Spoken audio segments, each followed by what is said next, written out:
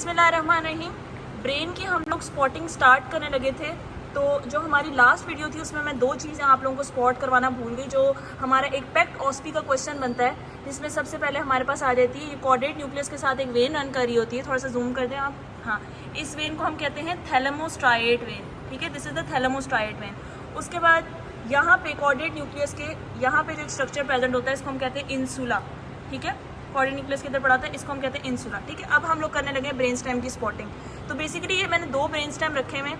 ये आपको पता है एंटीरियर सरफेस है, एंटीरियर सरफेस के यहाँ पे क्या आएगा, आपको ऑप्टिक क्याज्मा आएगा। सही है, अब इसको सबसे पहले हम लोग देखते हैं। सबसे पहले हम लोग सुपीरियर से इंफीरियर मूव करेंगे तो हमारा सबसे पहला स्ट्रक्चर क्या आएगा, मिड ब्रेन आएगा। ठीक है, अब जो मिड ब्रेन है, आपको पता है मिड ब्रेन के अंदर कौन सी नर्व एंटीरियरली निकल रही होती है, इंटरपेडंकुलर फॉसा से आगे निकल रही होती है, सबस्टेंशिया नाइग्रा को क्रॉस करते हुए, रेड न्यूक्लियस को क्रॉस करते हुए होती है ओकुलोमोटर नर्व, जो कि इसमें विजिबल नहीं है।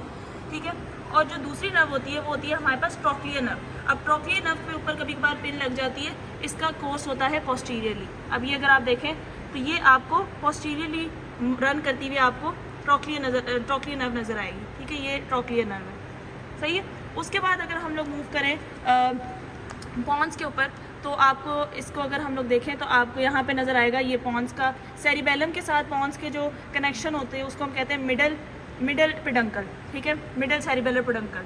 ठीक है, और जो हमारे पास सुपीरियर इंफीरियर पेडंकल्स हैं वो इसके अंदर विजिबल नहीं है, सिर्फ मिडल है, ये वाइट सा। तो ये आप लोग देख लें।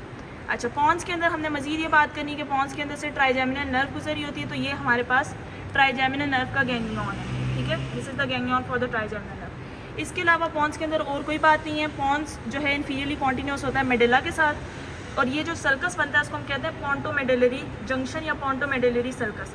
इसमें से आपकी 6th, 7th और 8th क्रेनियल नर्व्स गुजर रही होती हैं, एब्ड्यूसेंस नर्व, फेशियल नर्व और vestibulocochlear nerve. Now we will move to medulla. Medulla की बात करें तो हमारी मेडुला के अंदर आपको 4 स्वेलिंग्स नज़र आएंगी। ठीक है, मतलब दो के मैं मिला के बता रही हूँ। वैसे हमारे पास आपको पिरामिड नज़र आएंगे और आपको क्या नज़र आएंगे, 2 पिरामिड्स और 2 ऑलिव्स नज़र आएंगे। ठीक है, अब पिरामिड से हमारे पास लैटरली अगर मूव करें तो हमें क्या नज़र आएगा, ऑलिव्स नज़र आएंगे।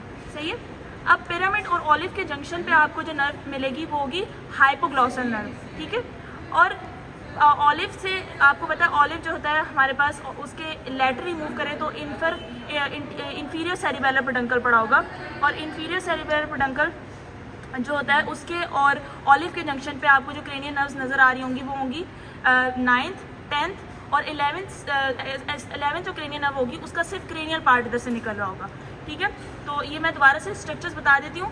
पिरामिड और ऑलिव के जंक्शन में से आपको मिलेगी हाइपोग्लॉसल नर्व, जो हमारे पास 12th क्रेनियल नर्व होगी, यहाँ से आपको मिलेगी। इसके अलावा ऑलिव के लेटरली मूव करें इंफीरियर सेरिबेलर पेडंकल होगा, जो इसके अंदर विजिबल नहीं है, और उधर से आपको मिलेंगी 9th, 10th और 11th cranial nerve. 11th cranial nerve का 11th जो क्रेनियल नर्व होगा उसका सिर्फ क्रेनियल पार्ट आपको मिलेगा। ठीक है, so this was all about the brain stem spotting.